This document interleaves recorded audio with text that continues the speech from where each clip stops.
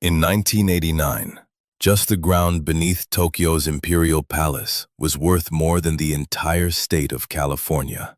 Yes, you heard that right. You could sell one city and buy the entire United States of America. Back then, the Japanese thought they had bought the world, but what they didn't know was that they were actually signing a suicide note. It was an era of absolute madness. A golf club membership could trade for $3 million. But what was even crazier? Corporations weren't making money by building things. They were making 10 times their operating profit just by gambling on their own stock. The air smelled of burning cash.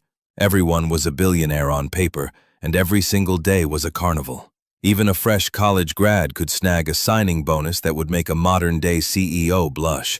Textbooks and the mainstream media will tell you this was the Japanese miracle. They'll say it was built on hard work, discipline, and unrivaled craftsmanship. Sony and Toyota were conquering the globe, and the West was trembling. The narrative was simple. Japan had invented a superior form of capitalism, an economic model that only went up. Sounds perfect, doesn't it? But that is total bullshit. This wasn't an economic miracle. It was a state-sponsored Ponzi scheme. Welcome to the deep shadows. The real architect of the bubble wasn't the hard-working salaryman. It was the Bank of Japan. They used a secret mechanism known as window guidance. This wasn't just lowering interest rates. This was extortion. The central bank told commercial banks, "Increase your lending quotas by 15% this year, or we will crush you with regulations." So what did the banks do?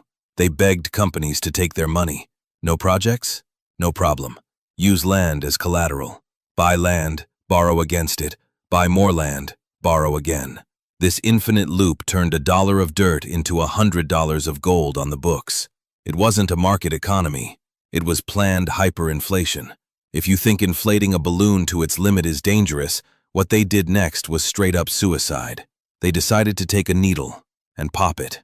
At the end of 1989, a new central bank governor, Yasushi Mieno, took the stage.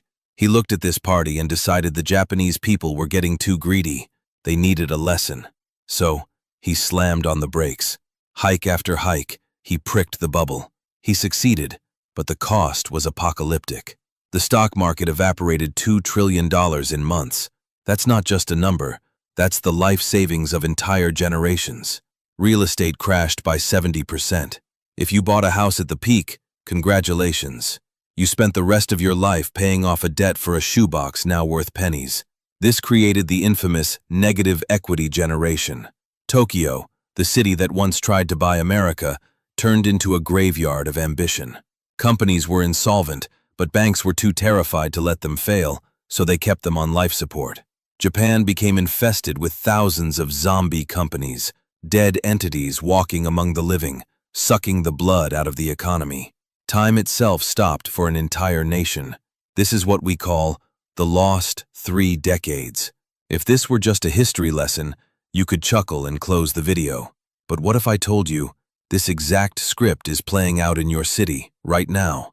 Look at your stagnant wages. Look at the housing prices you can't afford.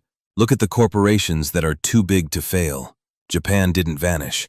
Japan was just patient zero, a virus sample that spread to the world.